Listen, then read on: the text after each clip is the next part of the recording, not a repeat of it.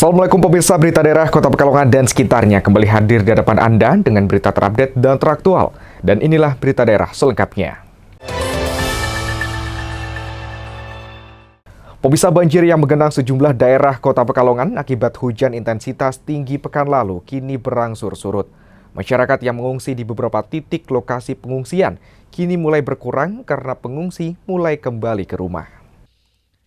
Banjir yang menggenang sejumlah daerah di Kota Pekalongan akibat hujan intensitas tinggi pekan lalu kini berangsur surut. Masyarakat yang mengungsi di beberapa titik lokasi pengungsian kini mulai berkurang karena pengungsi mulai kembali ke rumah. Dari sebelumnya jumlah pengungsi mencapai 1.000 jiwa. Kini dari data BPBD Kota Pekalongan per Minggu malam 17 Maret, jumlah pengungsi di Kecamatan Pekalongan Barat sebanyak 421 jiwa dan Kecamatan Pekalongan Timur 56 jiwa. Sehingga total warga yang masih bertahan di pengungsian kini mencapai 447 jiwa. Sementara itu untuk ketinggian genangan air kini berangsur turun, yakni di sekitar 10 hingga 50 cm. Untuk update pengungsi sampai dengan tanggal 17 Maret 2024, yaitu pada pukul 22.12 di Kecamatan Barat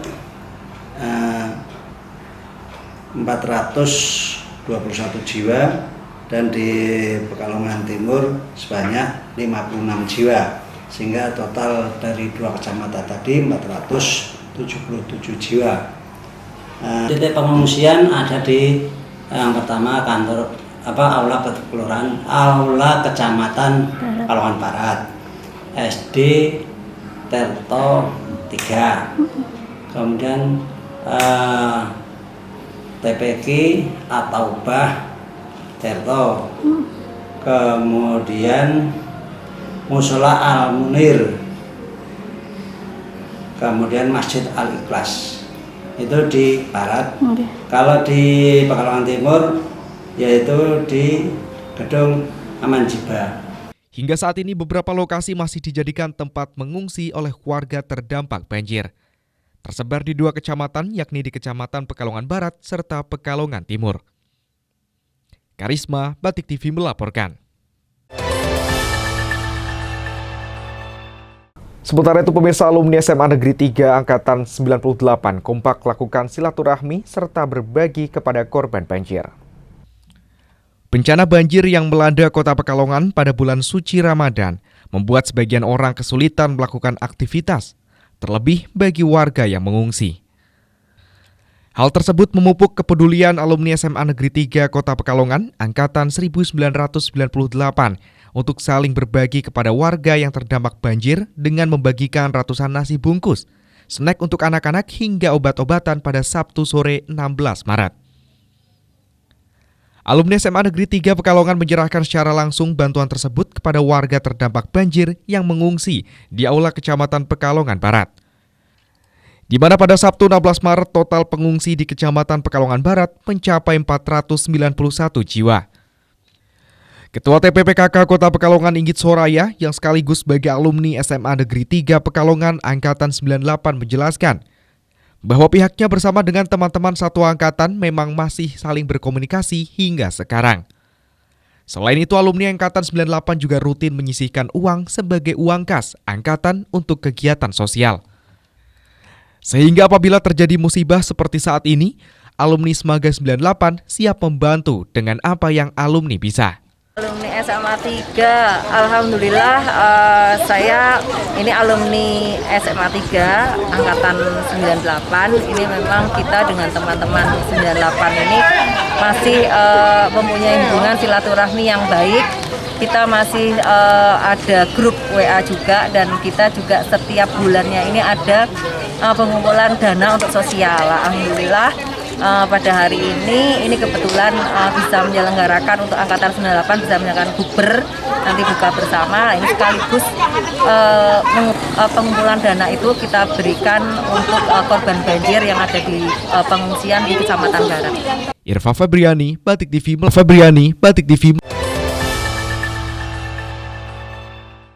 Pemirsa, masih banyak informasi menarik lainnya, jangan kemana-mana, tetap di Berita Daerah.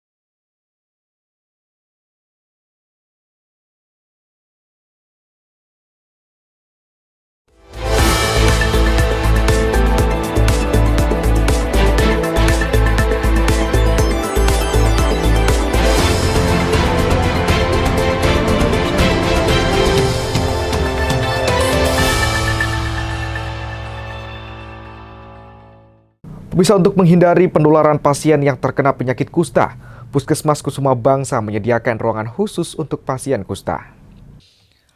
Kusta atau lepra adalah penyakit infeksi bakteri kronis yang menyerang jaringan kulit, saraf tepi, dan saluran pernafasan. Kusta atau lepra dapat ditandai dengan lemah atau mati rasa di tungkai serta kaki. Kemudian diikuti dengan timbulnya lesi di kulit. Penyakit yang disebabkan oleh infeksi bakteri ini dapat menyebar melalui percikan ludah ataupun dahak yang keluar saat penderitanya batuk atau bersin. Untuk itu, Puskesmas Kusuma Bangsa Kota Pekalongan telah menyediakan ruangan khusus untuk pasien kusta, sehingga mereka tidak perlu antre di luar. Tim medis juga akan standby untuk memberikan konsultasi serta perawatan kepada pasien. Untuk pelayanan kusta kita mulai dari awal ya, memang dari penjaringan awal, baik kami di sekolah-sekolah ataupun di lewat program RPS, jadi kami keliling. Nanti apabila dari penjaringan awal ini kami temukan curiga ke kusta, yaitu ada bercak, kita rujuk ke puskesmas, kami lakukan pemeriksaan lebih lanjut, dan apabila sudah terdiagnosa kami obati dengan obat yang sudah ada dari Kementerian Kesehatan. Jadi ada ruangan khusus? Ada ruangan khusus, jadi untuk pasien-pasien kusta itu mereka tidak usah antri di depan, tapi langsung menuju ke pelayanan itu. Dengan langkah-langkah yang preventif serta deteksi dini yang dilakukan oleh pihak setempat, diharapkan Kota Pekalongan dapat segera terbebas dari ancaman penyakit kusta, menciptakan masyarakat yang sehat serta produktif. Romi Suwarto, Batik TV melaporkan. Pemirsa, minuman yang sangat segar cocok untuk melepas dahaga saat tiba waktunya berbuka puasa. Kali ini ada minuman yang tidak hanya segar di tenggorokan saja, namun juga legendaris di Kota Pekalongan. Namanya es santan campur kauman legendaris. Sesuai namanya, es santan yang terletak di simpang perempatan alun-alun ini memang legend di Kota Pekalongan. Rasanya yang gurih, menyegarkan, membuat es santan tersebut cocok menjadi menu pilihan untuk berbuka puasa. Kuah es santan yang dipadu dengan berbagai topping seperti cincau, kolang-kaling, agar-agar, potongan nangka dan roti tersebut membuat rasanya semakin lezat. Belum lagi jika dicampur dengan alpukat atau durian. Dijamin, dahaga satu hari menahan haus dan lapar akan hilang seketika. Menurut Agung, penjual es dikatakan legend karena es santan campur tersebut sudah ada sejak tahun 1969, di mana dirinya saat ini merupakan sudah generasi ketiga. Kata Ibu Morowo sejak 1969. Berarti udah berapa generasi ini, Pak? Udah, kalau sama istri saya berarti 3 generasi. Ini sudah. Menunya apa aja, Pak, di sini, Pak? Menunya untuk yang original biasanya campur biasa. Campur biasa itu santan, isinya kolang-kaling, cincau, nangka, roti ya, tape. Tapi kalau ada yang pakai durian, campur durian. Terus ada yang pakai apokat. Terus yang paling spesial campur durian apokat spesial. Salah satu pecinta es santan legendaris, Maulidin, mengaku sudah sejak kecil saat melewati alun-alun Pekalongan. Dirinya selalu mampir untuk menikmati gurih dan segarnya segelas es santan ini. Pak udah langganan minum di sini sejak kapan Pak ini Pak? Saya masih kecil di sini. Oh. Udah lama banget di sini. Berarti udah dari dulu Pak? Iya. Apa Pak yang alasannya milih es di sini? Rasa santannya itu memang beda. Strong itu, kuat banget. Seger juga? Seger, gurih, seger, manisnya juga pas. Biasanya Selama bulan suci Ramadan, es santan campur buka sejak sore hingga malam hari. Hanya Rp8.000 saja. Maka menu berbuka Anda akan semakin lengkap dengan minuman es santan campur Kauman legendaris. Bagaimana? Anda tertarik untuk mencobanya? Karisma, Batik TV melaporkan. Pemirsa, masih banyak informasi menarik lainnya, jangan kemana-mana, tetap di Berita Daerah.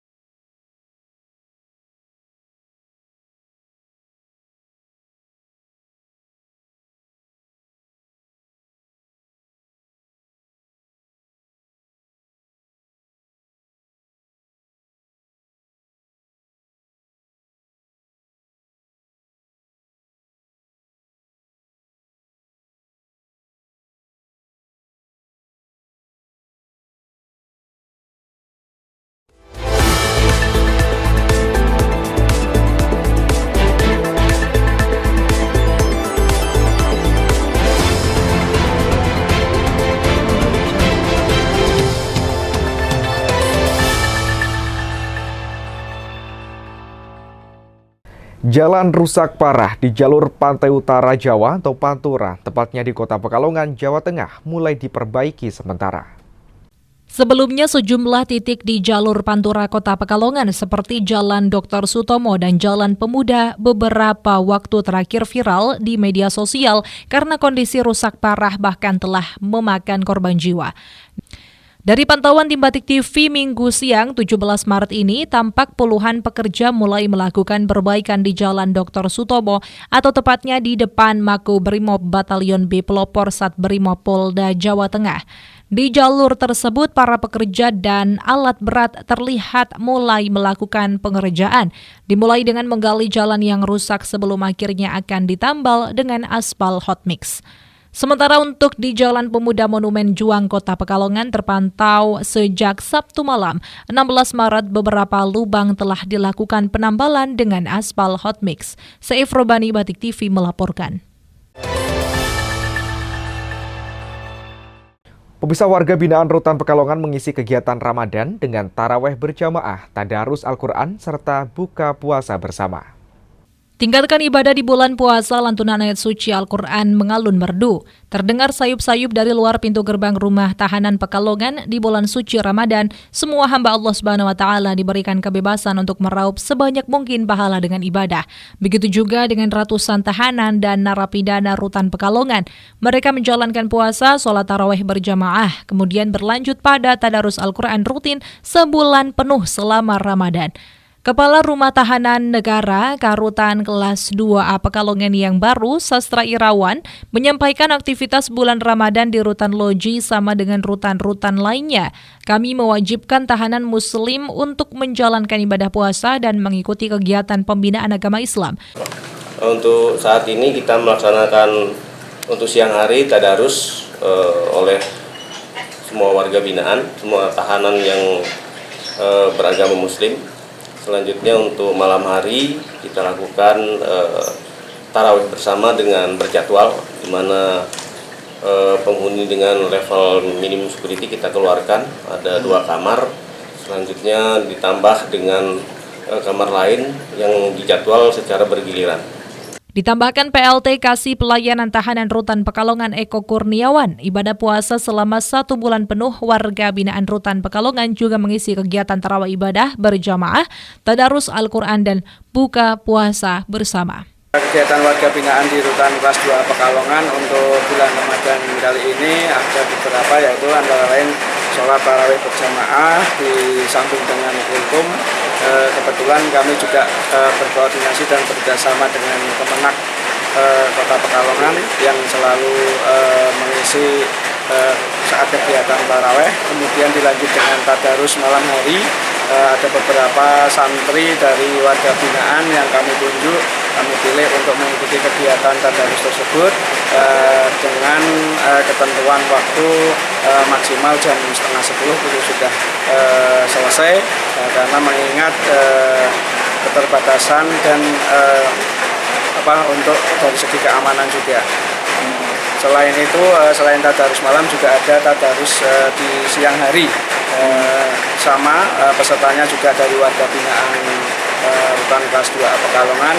Kalau yang siang hari cenderung lebih banyak pengikutnya, karena kalau untuk malam hari mengingat demi keamanan hanya terbatas beberapa warga binaan saja yang kami tunjuk untuk mengikuti kegiatan tersebut.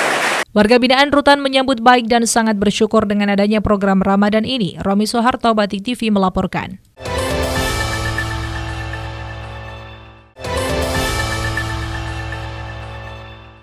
Pemirsa, pemerintah Kabupaten Batang, Jawa Tengah terus berupaya untuk meningkatkan minat baca dan literasi para generasi muda, salah satunya pada siswa jenjang sekolah menengah pertama. Pemerintah Kabupaten Batang terus berupaya meningkatkan minat baca dan literasi para generasi muda, salah satunya pada siswa jenjang sekolah menengah pertama.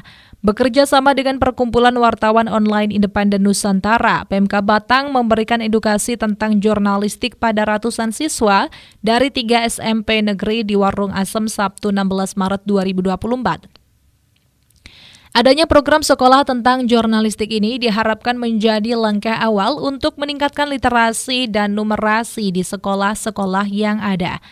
Program tersebut disambut antusias oleh siswa-siswi perwakilan dari masing-masing sekolah saat berlatih penulisan dan pemahaman cara menulis berita yang benar tanpa mengandung ujaran kebencian sara maupun ras. Pada kesempatan ini kami akan menyampaikan perihal kegiatan hari ini Sabtu tanggal 16 Maret 2024, yaitu tentang kegiatan peningkatan kemampuan literasi peserta didik dengan pelatihan penulis jurnalis. Kegiatan ini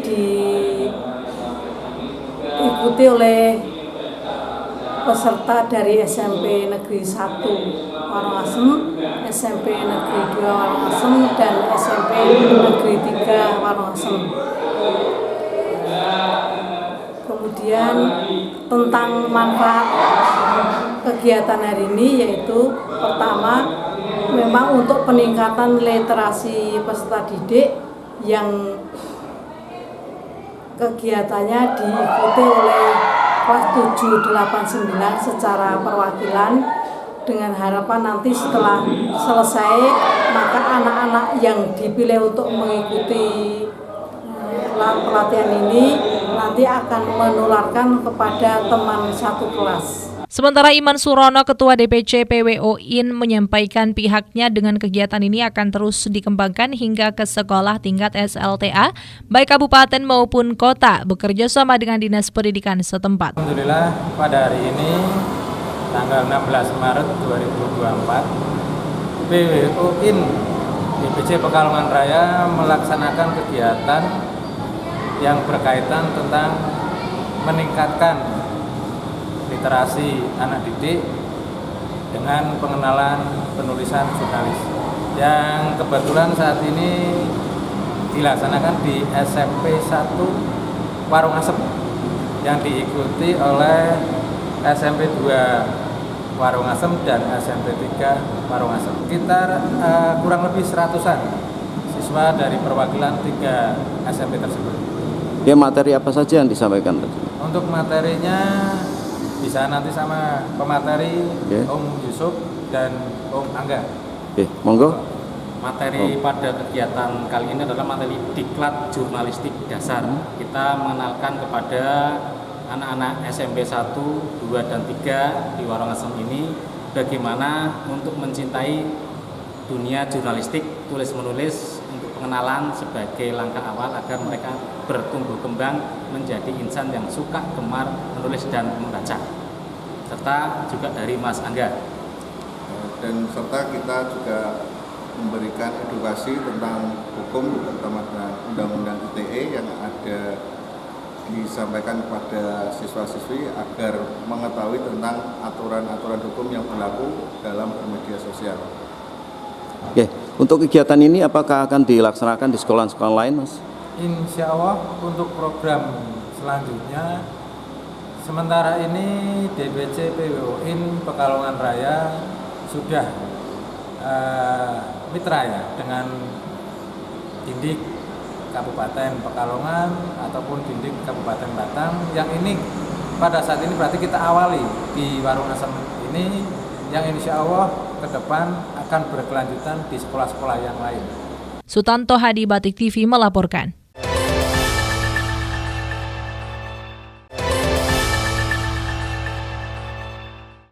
Sementara itu pemirsa, ada PT Tower bersama Infrastruktur TBK yang menggelar kegiatan tahlil serta pembagian beras. Informasi selengkapnya usai jeda.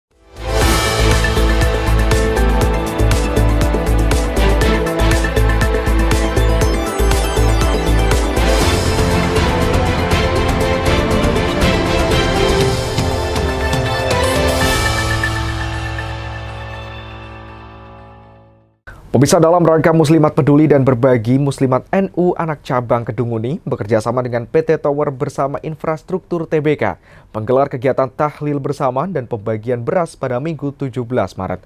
Kegiatan ini berlangsung di kantor Majelis Wakil Cabang Nahdlatul Ulama, Kecamatan Kedunguni. Dalam rangka Muslimat Peduli dan Berbagi, Muslimat NU Anak Cabang Kedunguni bekerja sama dengan PT Tower Bersama Infrastruktur TBK TBIG mengadakan kegiatan tahlil bersama dan pembagian beras Minggu 17 Maret 2024 di kantor Majelis Wakil Cabang Nahdlatul Ulama MWC NU Kecamatan Kedunguni.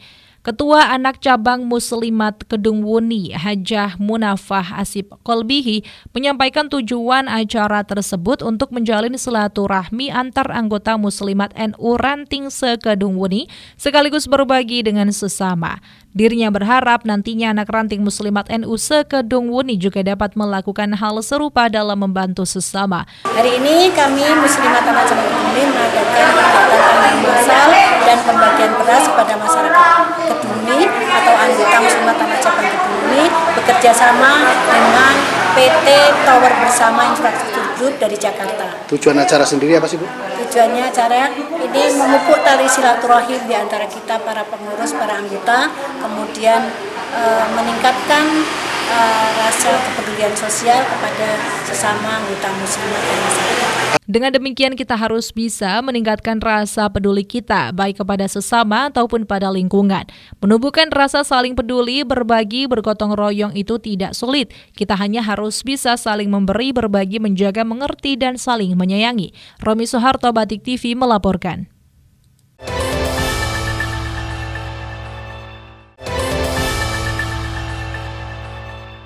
Pemirsa, sebagai wujud kepedulian dan meringankan beban warga, Kodim 0710 Pekalongan Korem 071 Wijaya Kusuma bersama dengan pemerintah Kota Pekalongan, Tagana BPBD, relawan dan instansi terkait mulai masak untuk pengungsi terdampak banjir di dapur umum terpadu yang bertempat di halaman kantor Dinas Sosial Kota Pekalongan. Sebagai wujud kepedulian dan meringankan beban warga, Kodim 0710 Pekalongan Korem 071 Wijaya Kusuma bersama Pemkot Pekalongan, Tagana, BPBD, relawan dan instansi terkait mulai masak untuk pengungsi terdampak banjir di dapur umum terpadu yang bertempat di halaman kantor Dinas Sosial Kota Pekalongan. Dapur umum didirikan untuk memenuhi kebutuhan makanan buat warga yang saat ini sedang mengungsi akibat rumah mereka terdampak banjir. Dapur mulai aktif masak tadi malam untuk makan sahur sejumlah 800 bungkus, makan siang untuk balita dan manula yang tidak puasa 300 bungkus, serta untuk buka sore ini 750 bungkus. Dandim 0710 Pekalongan melalui Pasi Ops Kapten Infanteri Abdul Muthalib menyampaikan bahwa Kodim 0710 Pekalongan bersama Pemkot Pekalongan dan instansi terkait dalam menghadapi bencana alam banjir saat ini selalu siap siaga 24 jam untuk membantu kebutuhan logistik warga yang terdampak banjir. Lanjutnya, bahwa pendirian dapur umum terpadu tersebut juga sebagai upaya dan langkah tanggap bencana alam Kodim 0710 Pekalongan bersama Pemkot dan instansi terkait dalam memberikan bantuan kepada warga yang membutuhkan. Ia juga mengimbau kepada masyarakat baik yang ada di kota maupun Kabupaten Pekalongan terkait cuaca ekstrim saat ini, agar meningkatkan kewaspadaan sehingga apabila terjadi bencana alam bisa meminimalisir terjadinya korban jiwa. Saif Robani, Batik TV melaporkan.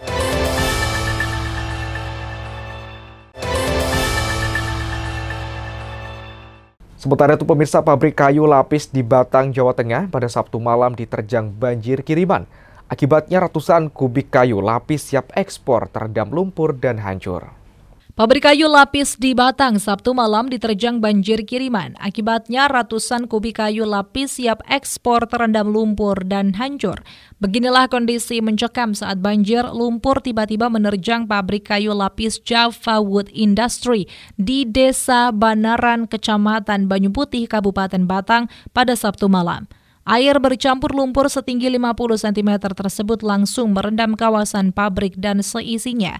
Dari hasil penyelidikan polisi, air diduga kuat berasal dari kawasan pabrik yang ada di sebelah atas perusahaan tersebut. Akibat derasnya hujan yang melanda pada Sabtu malam mengakibatkan saluran irigasi jebol dan menerjang kawasan pabrik kayu lapis yang berada di bawahnya.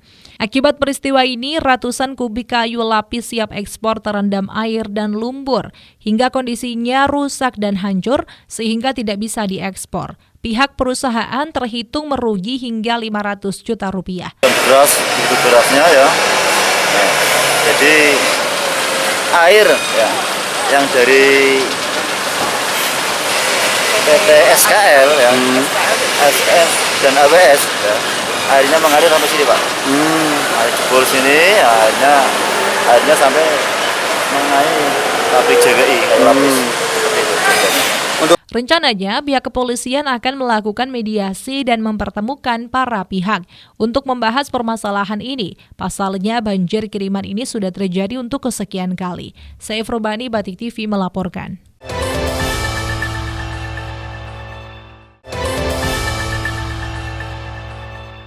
Masih ada beberapa informasi menarik lainnya pemirsa, jangan kemana-mana usai jeda.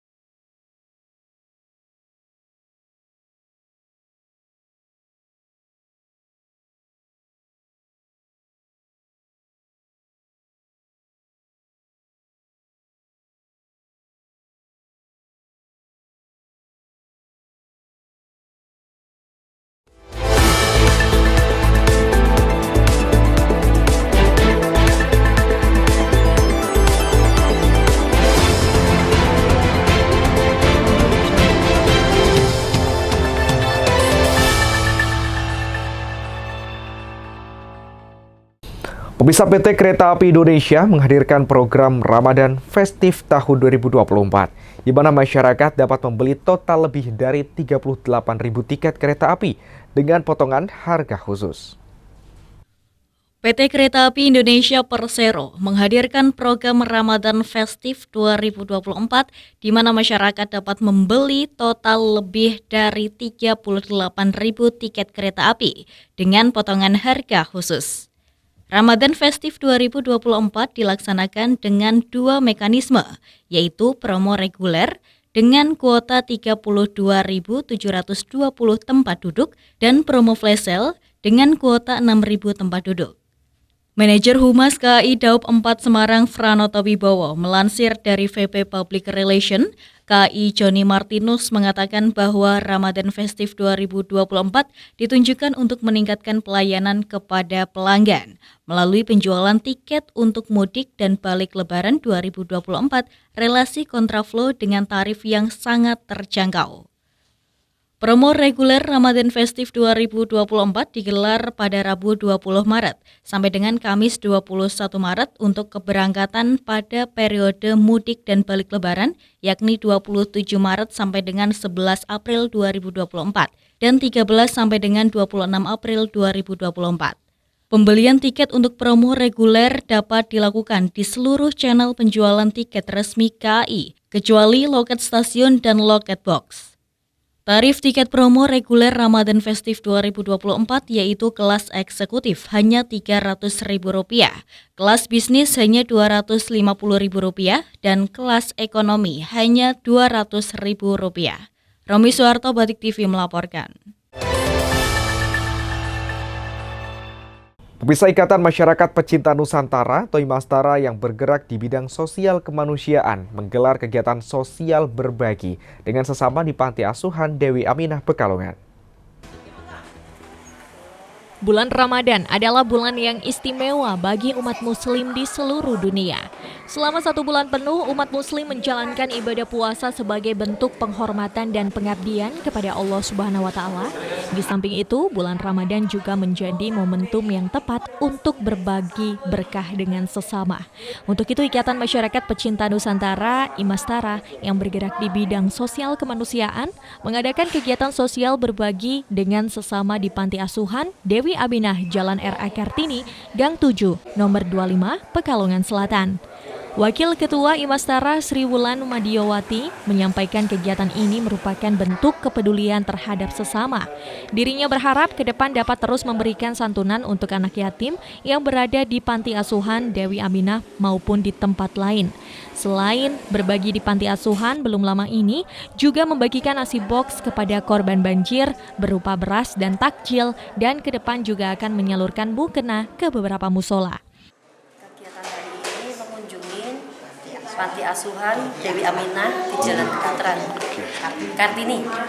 Tujuannya acara sendiri apa sih, Mbak, sebenarnya? Ya, kita sesama membagikan, berbagi sosial dan kemanusiaan untuk memberikan santunan amal. Kita harus bisa lebih baik lagi nanti, seterusnya bisa memberikan santunan ke anak yatim pada Panti Asuhan Dewi Aminah dan yang lainnya, mungkin bisa tambah ke panti asuhan lainnya. Berbagi nasi box ya. Korban banjir, kemarin beras, nanti akan takjil dan lain-lain. Sementara itu, Haji Dani, salah seorang donatur, merasa bersyukur bisa ikut kegiatan berbagi sosial ini. Menurutnya, ini merupakan ladang amal, apalagi di bulan Ramadan. Dirinya berharap diberi kesehatan agar dapat terus berbagi untuk sesama. Saya senang karena dengan mengadakan kayak gini kan ladang buat kita untuk berbagi. Di saat puasa kan membagi zakat, lah ini merupakan ladang amal. Harapan ke depan seperti apa, Ibu? Harapan ke depan ya kita minta didoakan supaya tetap kita bisa berbagi lagi. Lebih banyak lagi, Bu, ya? Iya. Terima kasih. Dengan berbagi berkah di bulan Ramadan, kita dapat memperkuat rasa solidaritas dan saling peduli antar sesama. Semoga setiap kebaikan yang dilakukan selama bulan Ramadan ini menjadi amal yang diterima oleh Allah Subhanahu wa Ta'ala dan membawa kebaikan bagi kita semua. Romi Suharto, Batik TV, melaporkan.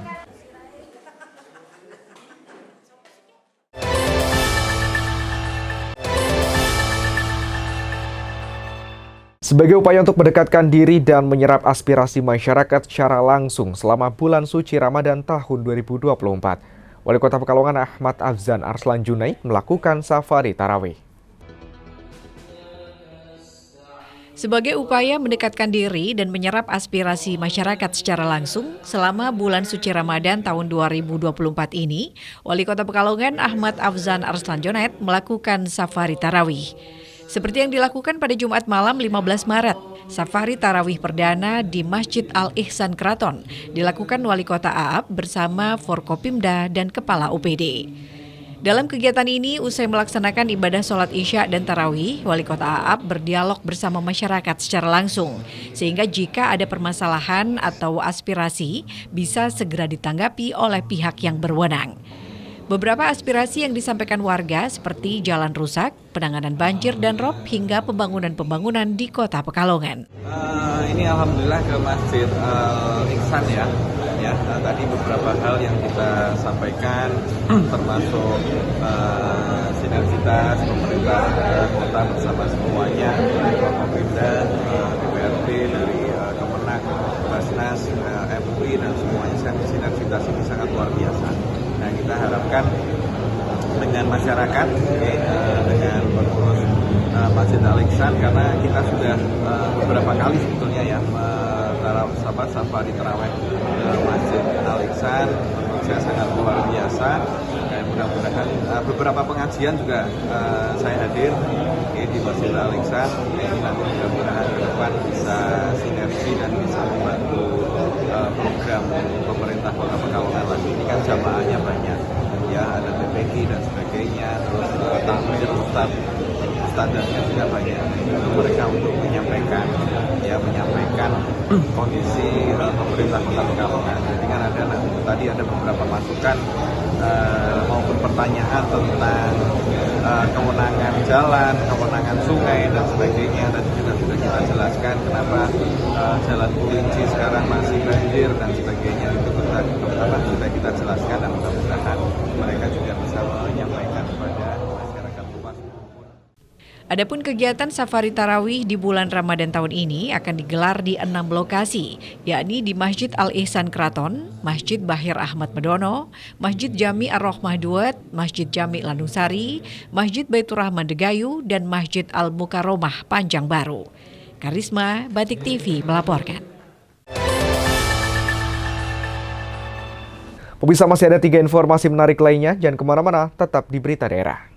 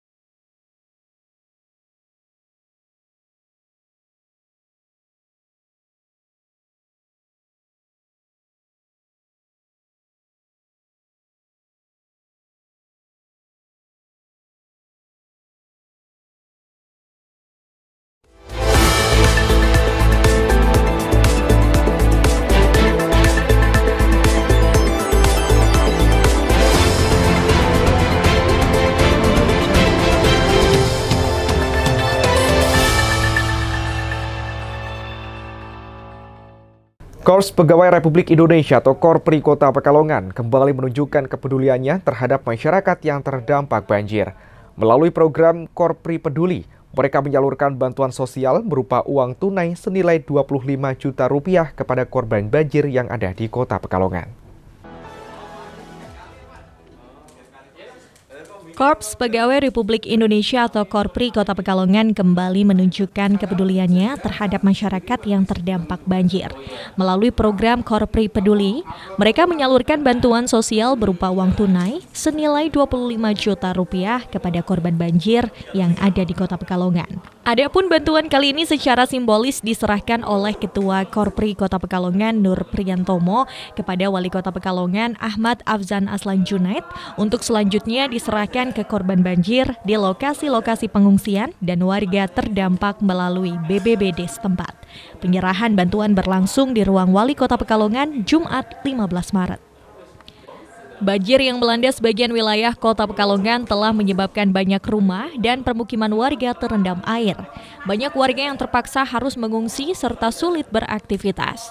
Tentunya situasi ini membutuhkan bantuan dan dukungan dari berbagai pihak.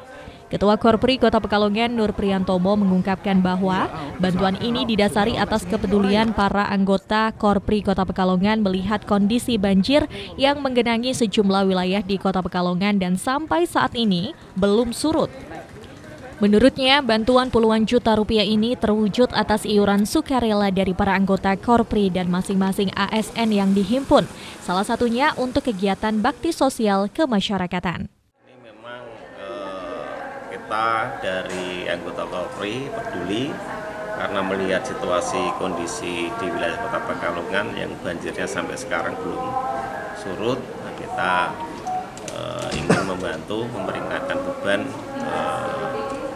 teman-teman yang masyarakat Kota Pekalongan. Kami memberikan bantuan melalui Korpri Peduli sebesar 25 juta yang nantinya akan kami serahkan ke BPBD.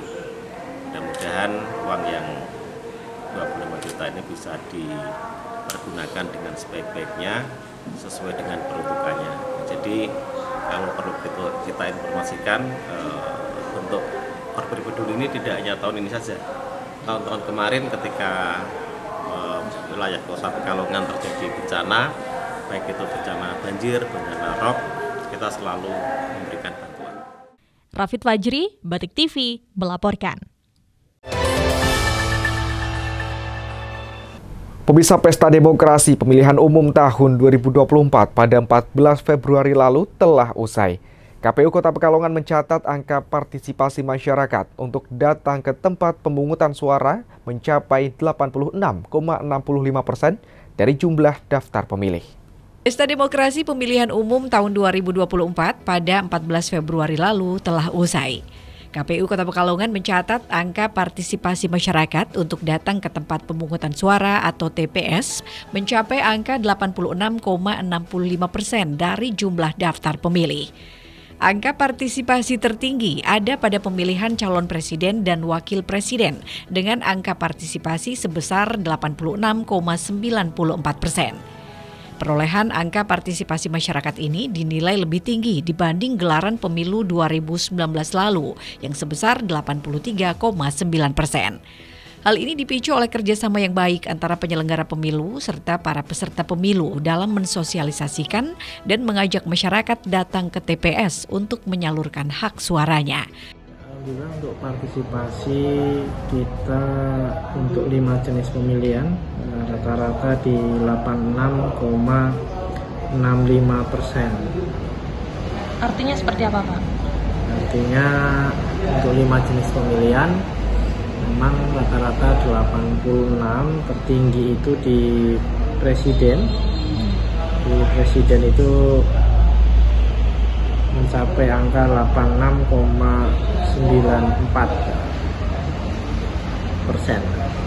Meningkat atau gimana, Pak? Ya, ada kenaikan dibanding 2019. Kalau 2019 itu rata-rata 83,9. Ini naik 2,75% untuk pemilu tahun ini. Dipengaruhi apa, Pak, peningkatan ini? Yang pengaruhi ada 2 faktor sebetulnya ya. Jadi sosialisasi ini kan ditopang oleh 2 ya. Yang pertama oleh penyelenggara dari kami, dan yang kedua juga dari peserta pemilu.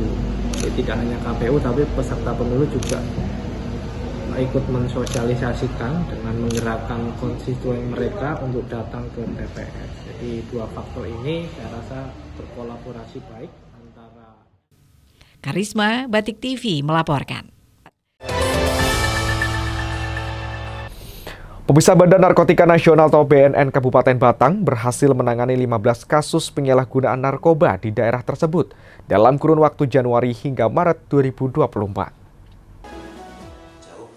Badan Narkotika Nasional BNN Batang berhasil menangani 15 kasus penyalahgunaan narkoba di daerah itu dalam kurun waktu Januari hingga Maret 2024.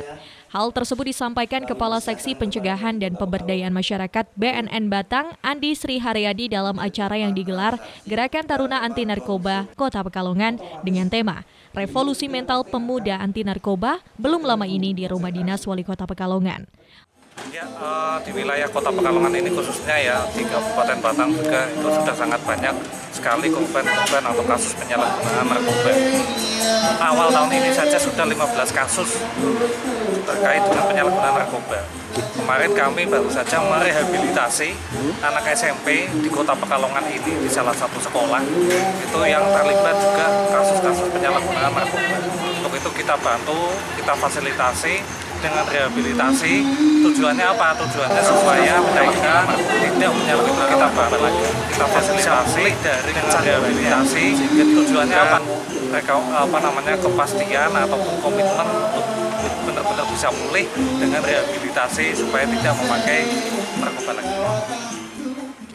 Oleh karena itu, BNN Kabupaten Batang mengajak kepada seluruh lapisan masyarakat untuk menjauhi narkoba. Hal ini dianggap sebagai langkah konkret dalam menyelamatkan generasi bangsa dari dampak negatif narkotika. Romi Soeharto, Batik TV, melaporkan. Pemirsa, informasi tadi sekaligus menutup perjumpaan kita hari ini. Suatu daerah dapat dikenal apabila dikabarkan. Dan kami Batik TV terus berusaha mengabarkan untuk Kota Pekalongan dan sekitarnya. Saya Rafid Fajri beserta kurang bertugas pamit undur diri. Wassalamualaikum, terima kasih dan sampai jumpa.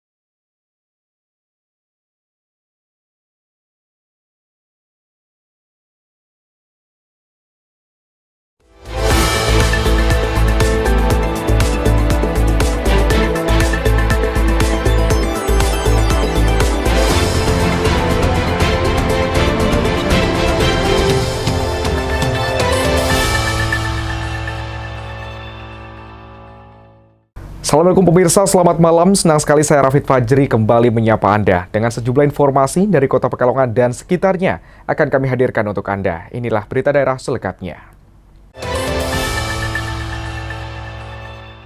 Pemirsa, selama 7 hari masa angkutan lebaran yang dimulai pada hari Minggu 31 Maret ataupun H-10 sampai dengan Sabtu 6 April ataupun H-4, Stasiun Pekalongan telah melayani 27.527 pelanggan kereta api. Selama 7 hari masa angkutan lebaran yang dimulai hari Minggu 31 Maret ataupun H-10 sampai dengan Sabtu 6 April atau H-4, Stasiun Pekalongan telah melayani 27.527 pelanggan kereta api. Manajer Humas Daop 4 Semarang, Franoto Wibowo menjelaskan, dari angka tersebut ada sebanyak 9.896 pelanggan yang naik menggunakan kereta api dan 17.631 pelanggan yang turun atau tiba di Stasiun Pekalongan. Selama periode tersebut penumpang naik tertinggi terjadi pada H-10 ataupun Minggu 31 Maret dengan jumlah 1.972 penumpang. Sedangkan untuk penumpang turun tertinggi terjadi pada H-4 atau pada hari Sabtu 6 April dengan jumlah 3.824 penumpang. Selama periode tersebut arus mudik sampai dengan H-1 nanti. Diprediksi penumpang yang datang akan lebih tinggi dibandingkan penumpang yang naik. Jadi untuk rata-rata kalau di luar hari raya itu sekitar 1.500 ya. Nah kemarin tuh tanggal 6 April itu merupakan kedatangan tertinggi di Stasiun Pekalongan di mana 3.700 lebih pengguna atau pelanggan kereta api turun di Stasiun Pekalongan. Sementara itu seorang pemudik asal Purwokerto, Ismi Fazza Rohliana, mengaku memilih mudik dengan kereta api karena lebih praktis serta bebas macet. Dirinya mengaku sudah jauh-jauh hari membeli tiket untuk momen Lebaran tahun 2024. Ini mau mudik kemana ini? Ini mau ke Purwokerto. Kemana? Purwokerto ya. Mudik berarti? Iya, mudik. Kenapa milih naik kereta Mbak? Lebih simpel aja sih. Mau ke jalan kemana Mbak? Purwokerto. Dari Pekalongan. Mau mudik ke sana? Iya.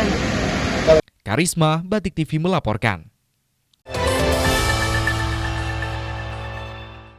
Pemirsa, pada arus mudik di masa angkutan lebaran sejak H-10 hingga H-4 ataupun tanggal 31 Maret hingga 6 April, jumlah pemudik yang menggunakan moda transportasi kereta api Daop 4 Semarang tercatat sudah mencapai lebih dari 142.000 penumpang.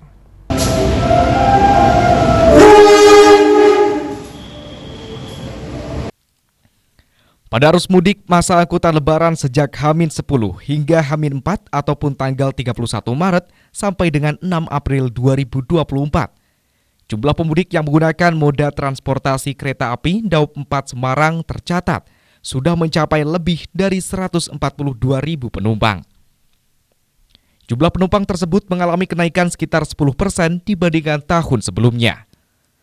Untuk keberangkatan penumpang saat arus mudik dari Daop 4 Semarang ke kota-kota lainnya, tercatat mencapai lebih dari 122.000 penumpang.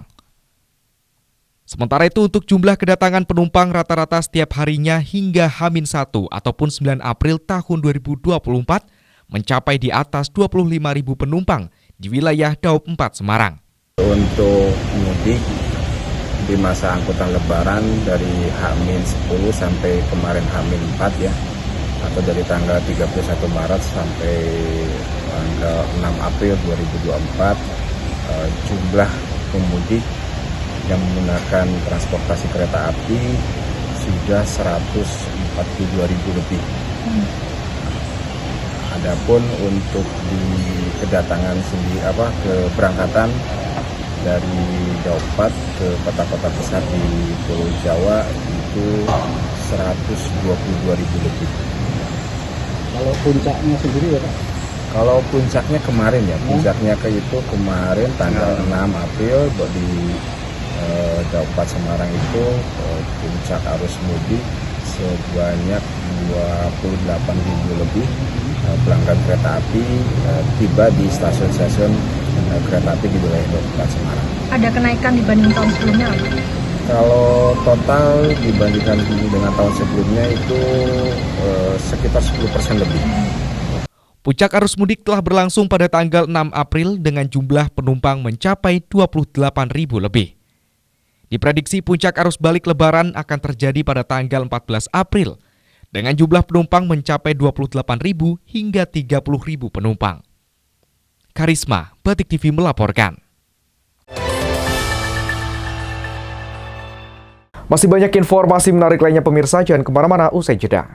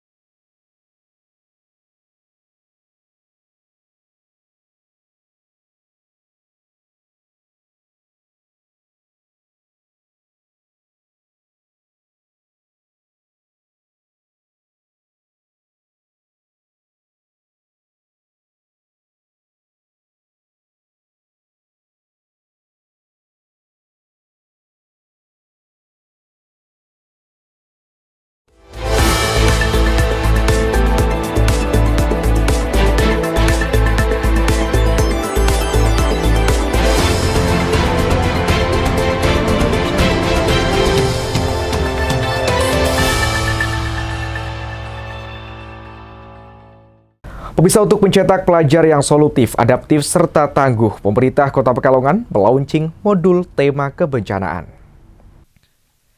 Pemerintah Kota Pekalongan melalui Dinas Pendidikan setempat resmi melaunching modul penguatan profil pelajar Pancasila melalui muatan lokal dengan tema kebencanaan untuk jenjang pendidikan sekolah dasar yang berlangsung di Aula Dindik pada Kamis 4 April.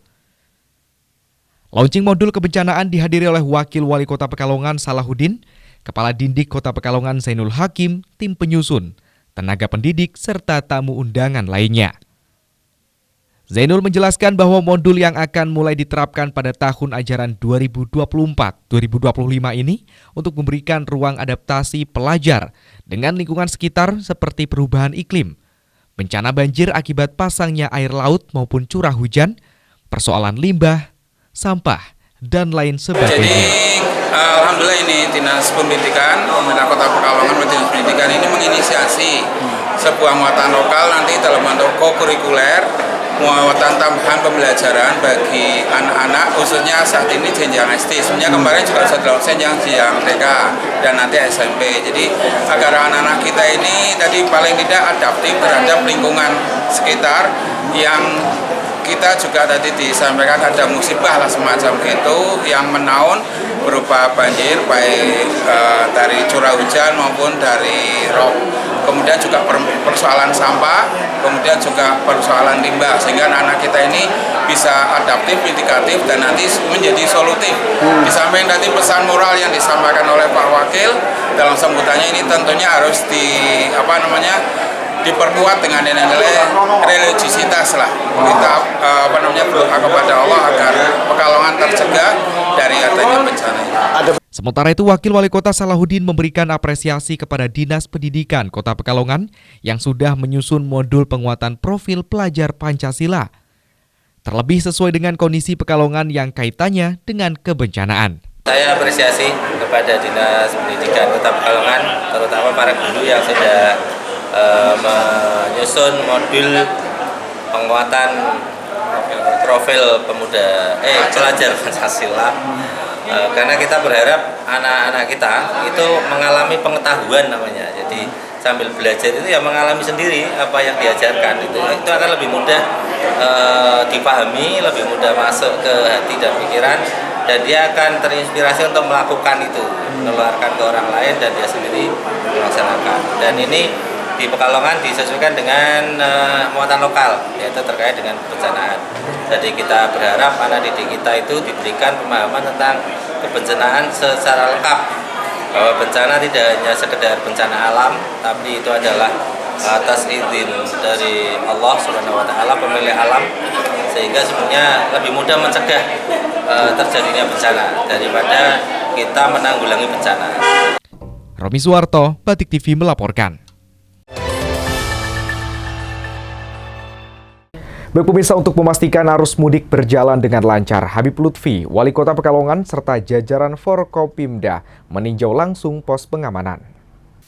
Menjelang Hari Raya Idul Fitri 1445 Hijriah, Forkopimda Kota Pekalongan mulai dari Wali Kota Ahmad Afzan Arslan Jonaed, Kapolres Pekalongan Kota AKBP Doni Prakoso Widamanto, dan juga Dandim 0710 Pekalongan Letnan Kolonel Infantri Rizky Aditya meninjau pos pengamanan THR Minggu malam 7 April. Tinjauan pos pengamanan ini juga dihadiri oleh Wantimpres Maulana Habib Lutfi bin Yahya. Kegiatan ini dilakukan untuk memastikan kesiapan pos pengamanan dalam menghadapi arus mudik maupun arus balik pada momen Lebaran tahun 2024, khususnya di jalur Pantura. Adapun dalam masa Lebaran tahun 2024 ini, ada 3 pos pengamanan yang didirikan di Kota Pekalongan, yakni Pos Exit Tol Stono, Pos THR Monumen, dan Pos Ramayana. Diprediksi akan ada 20.000 hingga 30.000 orang pemudik yang akan melintasi Kota Pekalongan, di mana puncak arus mudik diperkirakan terjadi pada H-2 Lebaran atau pada Senin 8 April 2024. Karisma, Batik TV melaporkan. Pemirsa, dalam rangka menambah wawasan spiritual para siswa, SMP Negeri 1 Kedunguni menggelar pesantren kilat selama 3 hari. Untuk mengarahkan siswa ke arah yang positif di bulan Ramadan, SMP Negeri 1 Kedunguni mengadakan pesantren kilat selama 3 hari. Pesantren kilat merupakan agenda rutin setiap bulan Ramadan yang bertujuan untuk memperdalam keimanan siswa. Dengan adanya pesantren Ramadan bisa menambah wawasan tentang agama, dan tentunya semua kegiatan yang kita lakukan di bulan ini akan menambah keberkahan. Selain itu, kegiatan pesantren Ramadan ini juga merupakan ibadah yang menambah pengetahuan kita yang mungkin selama ini kita belum mengetahui sebelumnya. Pak, untuk kegiatan pesantren Ramadan ini berarti agenda rutin atau seperti apa? Ini agenda rutin untuk tiap tahun. Cuman hari ini kita ada spesialis, kita mendatangkan wali guru juga. Berarti berapa siswa yang ikut, Pak? Ini total 800-an dari 25 rombel. Tujuannya acara sendiri apa sih, Pak? Tujuan ini kegiatan Ramadan ini kita memperkuat iman dan takwanya mereka, dan untuk mengaktualisasikan keimanan mereka. Dengan pesantren Ramadan ini diharapkan seluruh peserta bisa memahami semua materi yang disampaikan narasumber. Dengan kegiatan pesantren Ramadan ini apa tanggapan teman-teman? Ya, bagi saya kegiatan ini tuh sangat bermanfaat bagi siswa-siswi ya, karena itu bisa menambah wawasan ilmu keagamaan. Setelah itu bisa membuat kita tuh semakin maksimal dalam beribadah puasa tahun ini gitu.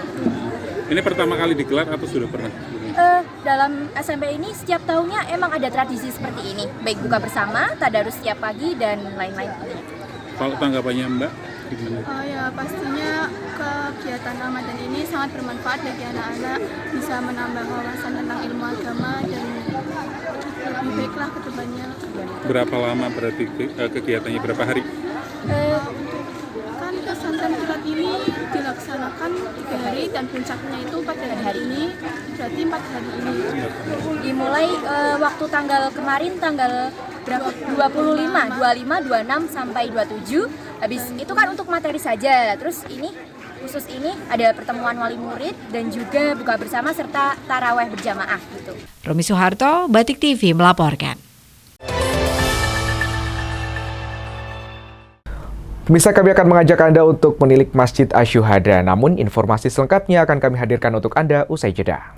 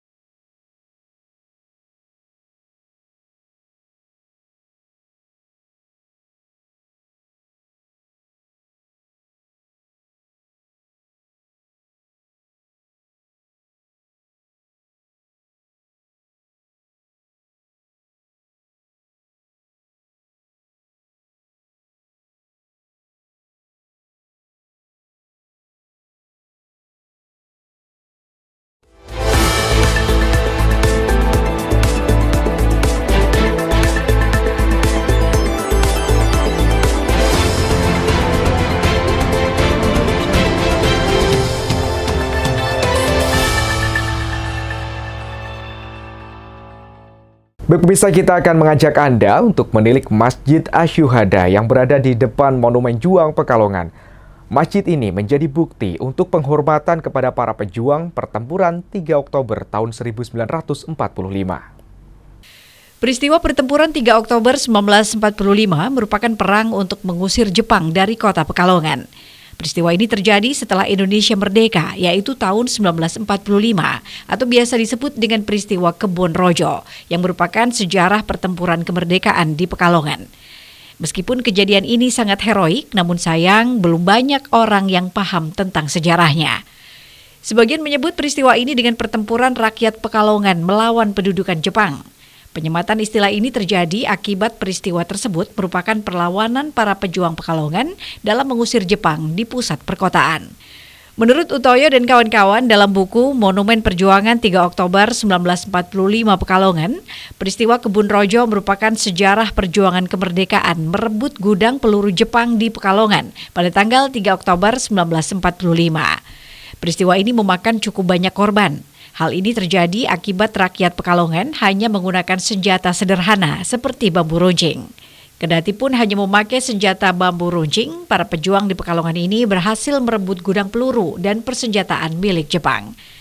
Setelah sedikit melihat sejarah 3 Oktober 1945, kini di Kota Pekalongan berdiri kokoh Monumen Juang Pekalongan. Namun yang tidak kalah menariknya lagi, di seberang Monumen Juang Kota Pekalongan terdapat bangunan masjid yang juga tidak terlepas dari cerita sejarah pertempuran 3 Oktober di Kota Pekalongan. Masjid tersebut diberi nama Masjid Asy-Syuhada.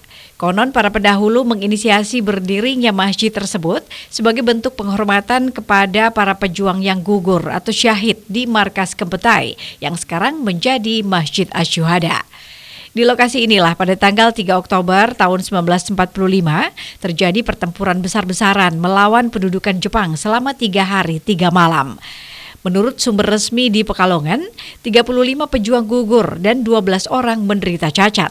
Namun pengorbanan itu tidak sia-sia karena para pejuang berhasil mengusir Jepang dari Pekalongan pada tanggal 7 Oktober 1945. Masjid ini diresmikan langsung oleh Kiai Haji Abdurrahman Wahid yang pada saat itu menjabat sebagai Presiden Republik Indonesia, tepatnya pada tanggal 26 Februari 2000 atau 20 Zulqa'dah 1420 Hijriah. Masjid tersebut beralamat di Jalan Pemuda nomor 5254 Kota Pekalongan, tepat di pusat kota di depan Monumen Juang 45 Kota Pekalongan. Jika masuk ke masjid, kita tidak langsung melihat tampak depan masjid, karena masjid ini berada di sebelah timur, sehingga harus memutar untuk melihat tampak depannya. Bangunan masjid dan tempat wudhu terpisah jalan masuk tetapi ditutup atap, sehingga jamaah yang selesai wudhu dan masuk ke masjid tidak akan kehujanan. Atap masjid ini berbentuk limasan dengan genteng sebagai penutupnya. Dinding terbuat dari batu bata yang di finishing cat dan beberapa bagian ditutup keramik dan granit. Warnanya dominan coklat dan krem. Pintu jendela terbuat dari kayu dengan beberapa pemasangan dan ukiran yang unik. Interiornya dibuat tanpa tiang di bagian tengah sehingga jamaah bisa membuat syaf tanpa putus. Plafon terbuat dari kalsi board atau gypsum board dan di bagian tengah terbuat dari kayu yang disusun rapi. Kini Masjid Asy-Syuhada semakin ramai dikunjungi oleh warga masyarakat, baik dari Kota Pekalongan ataupun warga dari luar Kota Pekalongan yang kebetulan melintas. Lokasinya yang strategis membuat banyak warga luar Kota Pekalongan datang untuk menunaikan sholat. Cara berdirinya Masjid Asy-Syuhada Jalan Pemuda nomor 5254 Pekalongan ini diawali dulunya itu adalah tanah milik resimen, tanah yang saat itu milik orang Cina ya, kemudian ditempati oleh para komite. Ada dulu namanya Gedung Juang, itu yang mana yang menempati baik itu dari resimen 17 dan juga dari masyarakat Kota Pekalongan. Ada yang namanya Gedung Pemuda gitu ya. Nah, setelah itu monumen dibuatkan di sebelah barat di Jalan Pemuda Masjid Asy-Syuhada ini. Kemudian yang tanah milik orang Chinese itu ya dijual sama BNI konvensional, luasnya kurang lebih 5.000 meter persegi. Kemudian dari tanah yang luasnya 5.000 meter milik BNI konvensional itu diwakafkan kepada Yayasan Syuhada, lagi diwakaf Yayasan Syuhada Pekalongan. Itu tahun 1900 2000. Jadi sebelum dipersiapkan bahwa akan dibangun masjid sebagai penghormatan para syuhada dulu melawan komite itu yang gugur, yang meninggal banyak sekali. kurang lebih sekitar 23 orang ya dari masyarakat Pekalongan. Kemudian setelah tanah itu jadi masjid ya itu diwakafkan kepada dari BNI konvensional di tahun 2000 ya kepada Yayasan Syuhada Pekalongan. Robani, Batik TV melaporkan. Informasi lainnya pemirsa, masyarakat Kota Pekalongan dihimbau untuk tak menerbangkan balon liar serta mercon. Jika didapati pelanggar, Polres Pekalongan Kota bakal melakukan penindakan tegas dengan menyita balon liar serta mercon. Bahkan para pelanggar terancam tindak pidana. Masyarakat Kota Pekalongan dihimbau tak menerbangkan balon liar serta mercon. Jika didapati pelanggar, Polres Pekalongan Kota bakal melakukan penindakan tegas dengan menyita balon liar serta mercon. Bahkan para pelanggar terancam tindak pidana. Kapolres Pekalongan Kota KBP Doni Prakoso Witmanto mengungkapkan bahwa pihaknya menggandeng Asosiasi Pilot Drone Indonesia untuk melakukan upaya mitigasi terhadap kegiatan penerbangan balon secara liar. Dari pemerintah Kota Pekalongan sudah memfasilitasi ruang ke komunitas masyarakat pencinta balon dengan melaksanakan festival balon yang akan dilaksanakan pada tanggal 13, 14, serta final tanggal 17 April di lapangan Mataram. Hal tersebut diterangkan oleh Kapolres AKBP Doni usai apel gelar pasukan di lapangan Mataram, Setda Kota Pekalongan. Kapolres AKBP Doni berharap masyarakat pecinta balon yang ingin melestarikan budaya lokal dengan menaikkan balon yaitu dengan bersama mendukung kegiatan tersebut. Adapun untuk penindakan mercon dan balon liar, disebutkan Doni ada langkah yang akan dilakukan, yakni 3 tahapan: preemptif, preventif, serta represif. Tahapan preemptif dari Polres melakukan imbauan, sosialisasi, galang komunitas untuk festival balon. Sedangkan tahapan represif nantinya apabila ditemukan pelanggaran dan tidak mengindahkan himbauan tersebut, maka akan dilakukan penyitaan, bahkan ada ancaman hukuman pidana. Kita terus melakukan koordinasi dengan pihak-pihak terkait dan juga kita akan menggandeng dari Asosiasi Pilot Drone Indonesia untuk melakukan mitigasi terhadap pelaksanaan ataupun kegiatan balon yang dilaksanakan secara liar. Dari pemerintah sudah memfasilitasi, yaitu memberikan ruang kepada masyarakat ataupun komunitas-komunitas pecinta balon dengan melaksanakan festival yang nanti akan dilaksanakan pada tanggal 13, 14 dan untuk ininya terakhir atau finalnya itu pada tanggal 17 dilaksanakan di lapangan Mataram ini. Tapi diharapkan masyarakat yang pencinta-pencinta balon ataupun yang ingin melestarikan budaya lokal yaitu dengan menaikkan balon, kita semua bisa bersama-sama mendukung kegiatan positif tersebut sehingga mampu meningkatkan citra positif dan juga selain itu mampu mendongkrak pariwisata di Kota Pekalongan ini. Tetap akan ada razia dan ya? Tetap akan ada razia ya? Yang mana ini?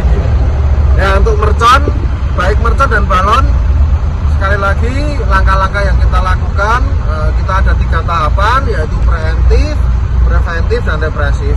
Preemptif itu kita lakukan yaitu dengan memberikan himbauan, sosialisasi, kita galang komunitas, kita sediakan atau kita buat festival balon. Kemudian nanti untuk preventifnya kita lakukan patroli.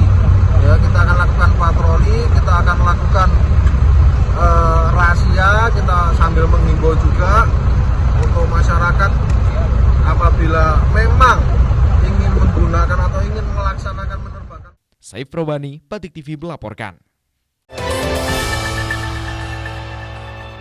Pemirsa, kami akan mengajak Anda untuk menilik Ponpes Humairoh Amsilati yang dapat mencetak santri untuk bisa baca kitab kuning dalam waktu yang singkat, yakni kurang lebih hanya 1 tahun.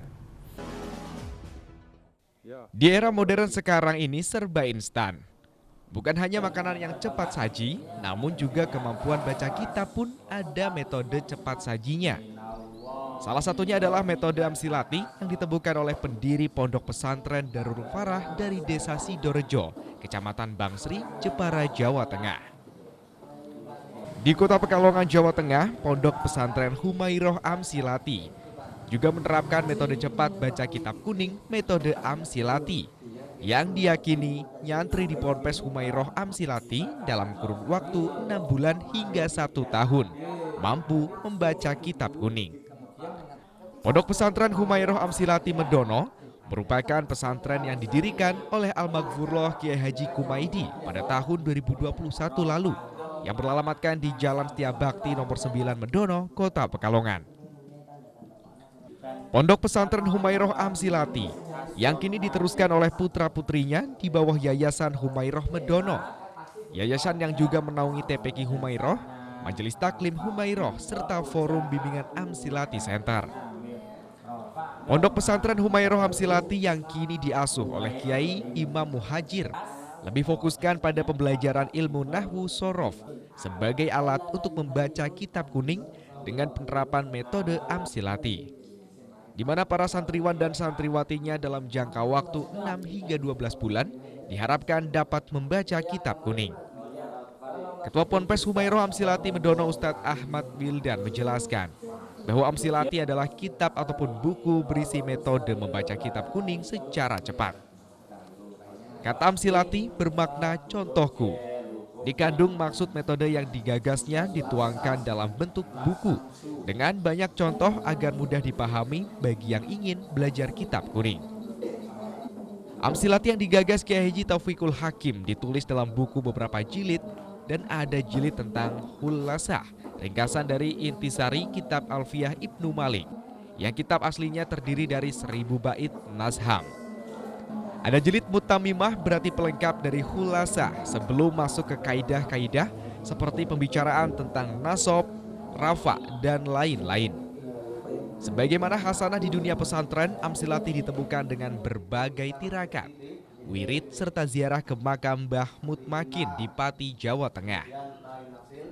Pada saat melakukan zikir-zikir di makam Mbah Mutamakin, Kiai Haji Taufikul Hakim memperoleh vision bertemu dengan pengarang Alfiyah Ibnu Malik, Mbah Mutamakin, dan Syekh Muhammad Bahauddin An-Naqsyibandi. Hal tersebut adalah yang mendorong Amsilati ditulis oleh Kiai Haji Taufikul Hakim. Alasan lain juga banyak anggapan bahwa membaca kitab kuning itu sulit, serta memerlukan kemampuan penguasaan atas tata bahasa Arab yang dikaji dalam kitab-kitab yang berat, seperti Alfiyah Ibnu Malik, Imrinti, dan lain sebagainya, sehingga perlu kitab yang mempermudah. Assalamualaikum warahmatullahi wabarakatuh. Kami dari pengurus Pondok Pesantren Humairoh yang langsung didirikan oleh almarhum Kiai Haji Humaidi Murtado pada tahun 2021 yang lalu. Pondok Pesantren Humairoh di sini berfokus pada pembelajaran nahwu dengan menggunakan metode Amsilati yang disusun oleh Mbah Kiai Haji Taufikul Hakim Bangsri Jepara. Pondok ini selain belajar Amsilati juga fokus pada pembelajaran akhlak untuk santri agar santri di selain pembelajaran nahwu Amsilati juga memiliki akhlak yang baik, juga diajarkan juga akidah akhlak ahli sunnah wal jamaah. Targetnya untuk pembelajaran kitab kuning di sini berapa tahun? Pembelajaran Amsilati di pondok ini target kalau dari 6 bulan sampai 1 tahun anak belajar Amsilati bisa membaca kitab kuning dari kitab Safinah, Fathul Qorib, dan lainnya. Mungkin kalau masyarakat yang pengen bergabung ke sini bagaimana, Dok? Ya. Bagi masyarakat warga Pekalongan dan sekitarnya yang ingin bergabung memondokkan putranya untuk belajar nahwu Amsilati, silahkan bisa bergabung dengan kami Pondok Humairoh yang berlokasi di Medono, Karya Bakti nomor 9, tepatnya di Yayasan Humairoh yang diasuh oleh Kiai Haji Humaydi Murtadha almarhum yang berada di Medono. Untuk selama ini wisuda berapa kali, Pak?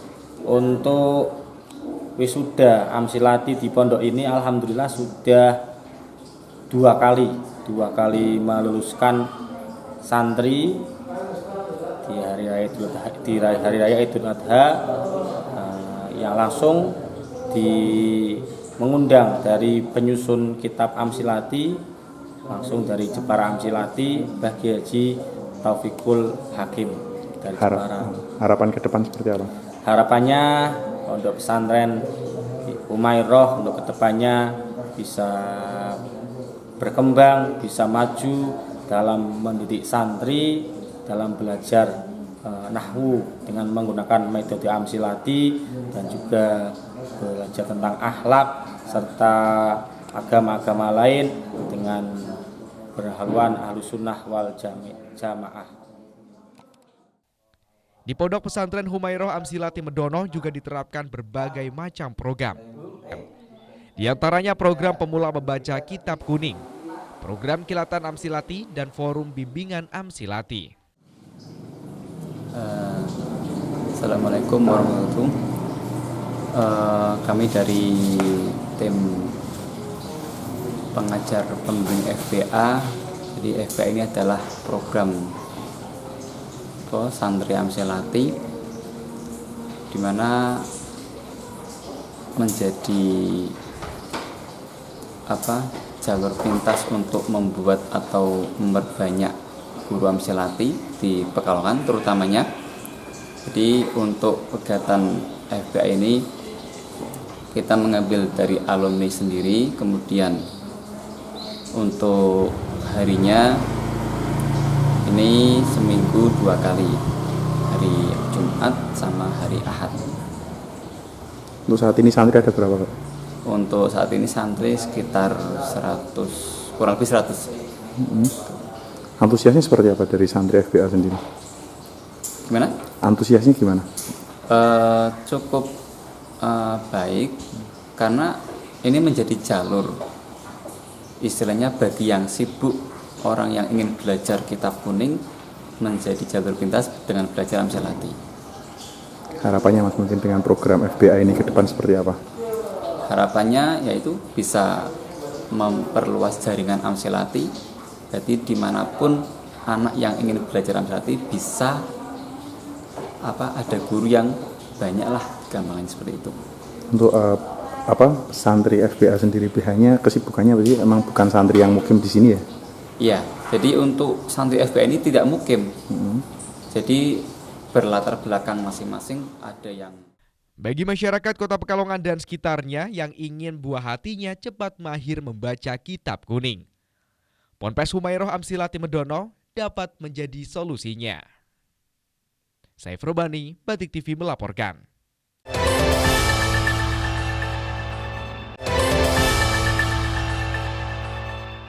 Masih ada 2 informasi menarik lainnya pemirsa, jangan kemana-mana, tetap di Berita Daerah.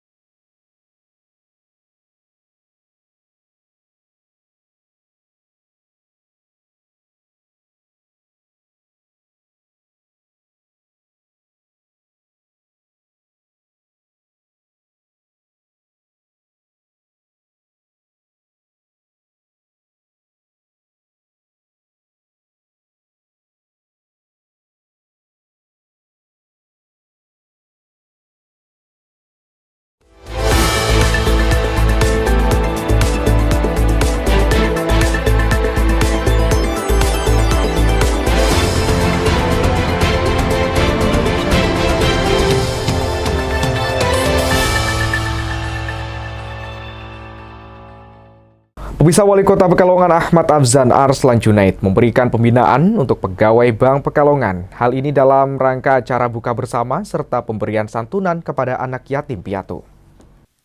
Wali Kota Pekalongan Ahmad Afzan Arslan Junaid hadir dalam kegiatan pembinaan pegawai buka bersama dan pemberian santunan kepada anak yatim piatu PT BPR Bank Pekalongan Perseroda di Aula Bank Pekalongan. Wali Kota Pekalongan mengapresiasi kegiatan pembinaan pegawai dengan pengajian yang digelar setiap bulannya oleh Bank Pekalongan.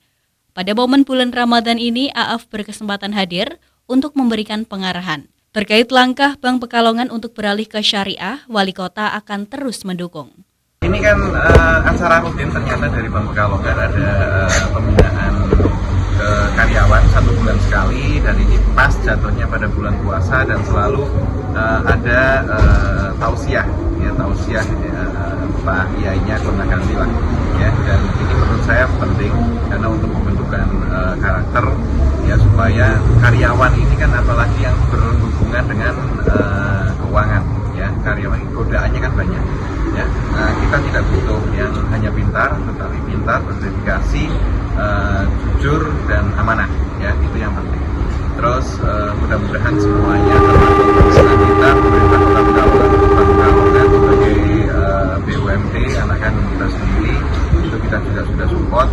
Terus mudah-mudahan akuisisi Bank Pekalongan menjadi Bank Pekalongan Syariah ini juga berjalan lancar, dan pemindahan kantor nanti yang di Jalan Urip Sumoharjo juga berjalan lancar. Mudah-mudahan kalau semuanya lancar, Bank Pekalongan bisa tambah tumbuh lagi, asetnya bisa tambah banyak.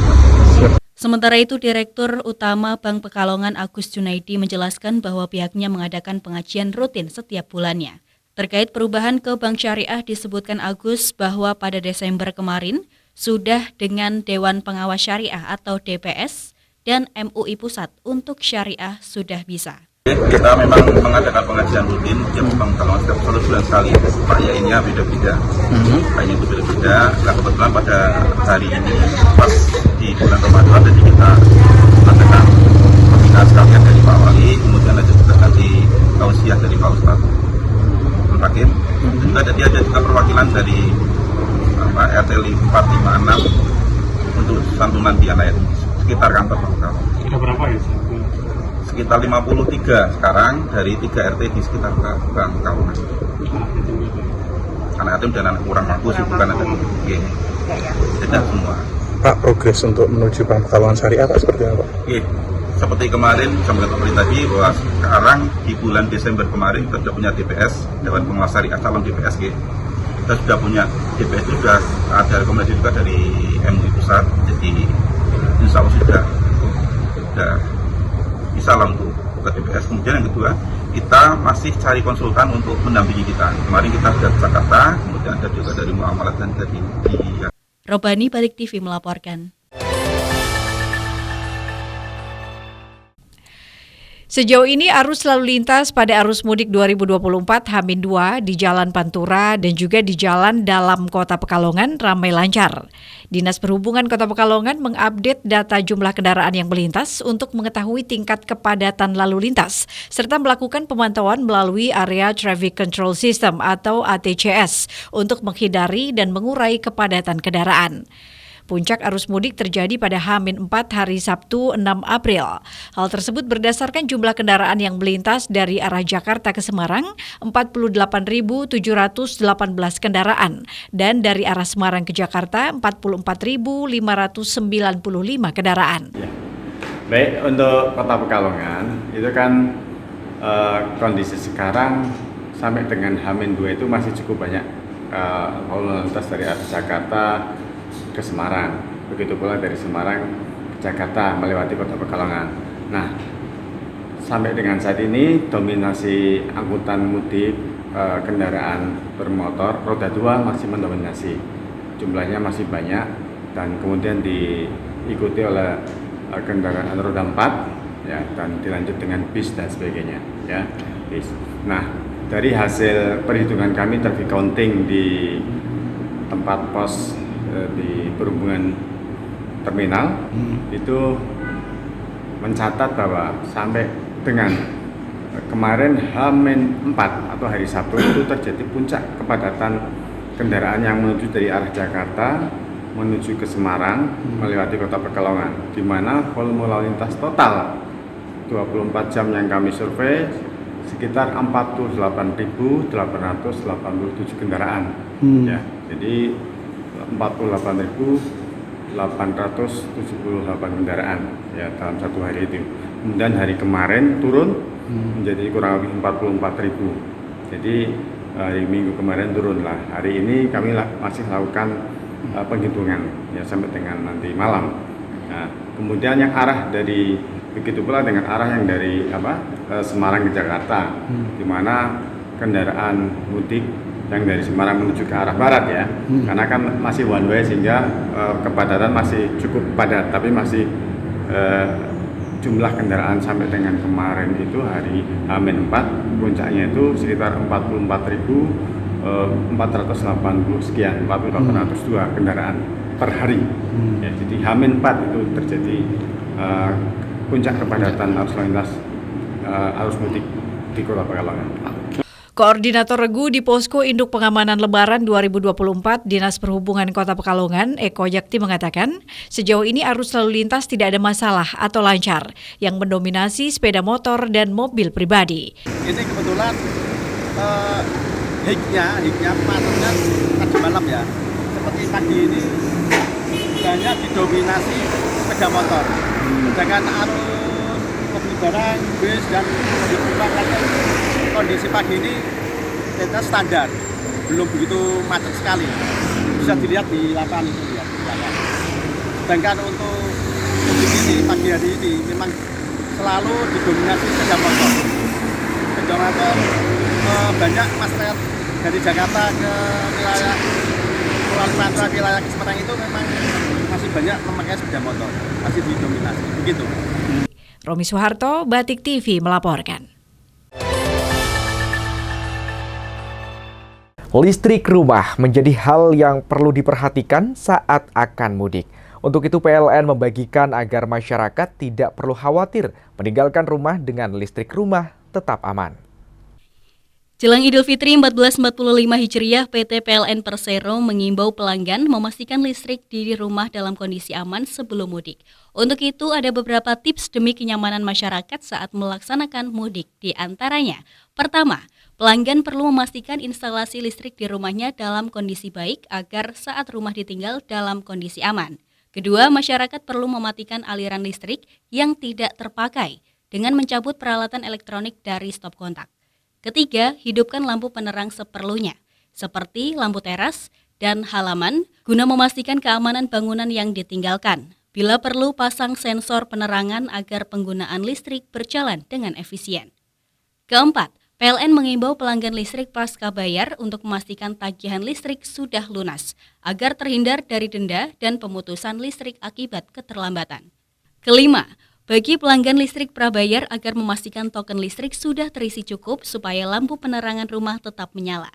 Keenam, apabila kebutuhan listrik di kampung halaman semakin bertambah, pelanggan dapat melakukan penambahan daya.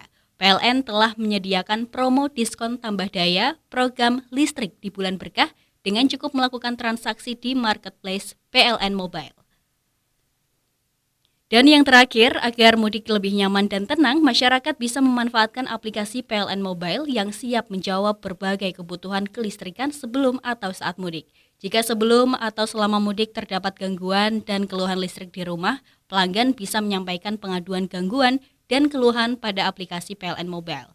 Aplikasi ini dapat diakses dimanapun dan aktif selama 24 jam. Petugas PLN akan segera menindaklanjuti pengaduan gangguan dan keluhan pelanggan. Romi Soeharto, Batik TV melaporkan. Pemirsa, informasi tadi sekaligus menutup perjumpaan kita hari ini. Suatu daerah dapat dikenal apabila dikabarkan. Dan kami Batik TV terus berusaha mengabarkan untuk Kota Pekalongan dan sekitarnya. Saya Rafid Fajri beserta kurang bertugas pamit undur diri. Wassalamualaikum, terima kasih, selamat malam dan sampai jumpa.